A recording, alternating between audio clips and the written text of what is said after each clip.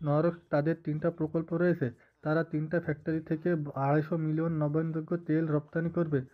Company থেকে আশা করা যায় ৮০% বৈমানিক তেল উৎপাদন করবে, আর বাকিগুলো দিয়ে কৃত্রিম নেফথা তৈরি হবে। প্রাথমিকভাবে প্ল্যান্ট ডিজাইন করা হয় বছরে ১০০ মিলিয়ন তেল উৎপাদনের জন্য। এই তেল ব্যবহারের ফলে পরিবেশের কার্বন নিঃসরণ কমবে। ব্লুপ্রিন্ট পিটিএল প্ল্যান্টের মডুলার পদ্ধতিতে নর্ডিক্স এবং ইউরোপ জুড়ে দ্রুত তেল সরবরাহ করা হবে। নরস প্রজেক্ট লক্ষ্য টেকসই জ্বালানি উৎপাদন করা এবং ইউরোপকে ফসিল ফুয়েলের থেকে কৃত্রিম তেলে রূপান্তর করা। প্রাথমিকভাবে কোম্পানি পিটিএল পদ্ধতি ব্যবহার করছে। তারা এভিয়েশনের জন্য কৃত্রিম কেরোসিন তৈরি করছে, বায়ুমণ্ডল থেকে কার্বন ডাই অক্সাইড এবং ১০০% বিশুদ্ধ পানি ব্যবহার করে।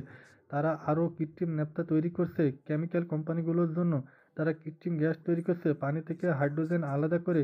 কৃত্রিম তেল পরিবেশের কার্বন নিঃসরণ কমাবে। নরস খুব দ্রুতই এভিয়েশনের জন্য কাজ করছে। ভবিষ্যতে পৃথিবীতে কৃত্রিম তেল ফসিল তেলের জায়গা দখল করে নেবে।